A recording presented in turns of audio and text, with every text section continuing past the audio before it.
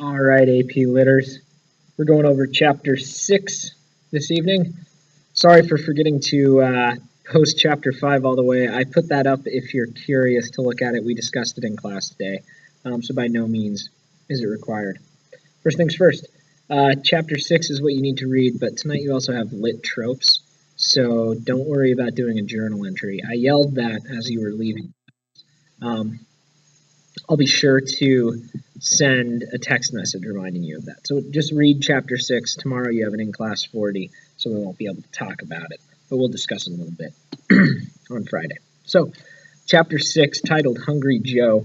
I gave away a little bit today in class at the end as we were talking about craziness and, stuff that you talk about with Catch-22, about Hungry Joe's character. So, he's the first big thing that's present in this chapter. As I'm sure you guys are picking up on, insanity is a central theme to this novel.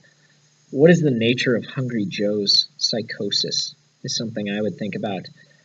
And what does it say that Heller has him act crazy when he's not flying missions, and sane with a similar feeling of terror or something like that when he is flying missions? This is the inverted, perverse world that Catch-22 is presenting,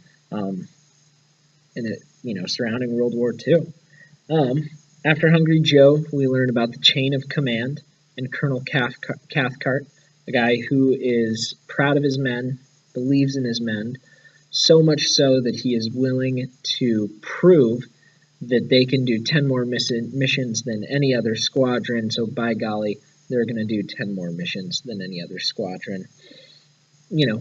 The nature of leadership and, how leaders are cowards and how they aren't is present here. Big point for plot that the limit was raised to 55. And at the end, with Yossarian's discussion with XPFC officer, that stands for Private First Class, Officer Wintergreen, XPFC Wintergreen, Yossarian, just has this helpless tone where he doesn't have the right to choose. He's lost a lot of his freedom because of these Catch-22s that he finds himself in. We're given another one in this chapter that Danica tells him about, that you have to listen to what your officer says. Even if it's something contradictory and putting you in harm's way, you have to do it. When you think about it, the very nature of a military order is meant to put a man into harm's way. Okay? I just want to reread the end of chapter 6 to you. Okay? Down at the bottom, 58. Hungry Joe heaved a huge sigh of relief when he heard Doc Danica and broke into a grin. Yossarian grabbed Hungry Joe by the neck and made him fly them both right back to XPFC Wintergreen. "What would they do to me?" he asked in confidential tones, "if I refused to fly them?" "We'd probably shoot you," XPFC Wintergreen replied. "We?" Yossarian cried in surprise. "What do you mean we? Since when are you on their side? If you're going to be shot, whose side do you expect me to be on?" XPFC Wintergreen retorted. Yossarian winced.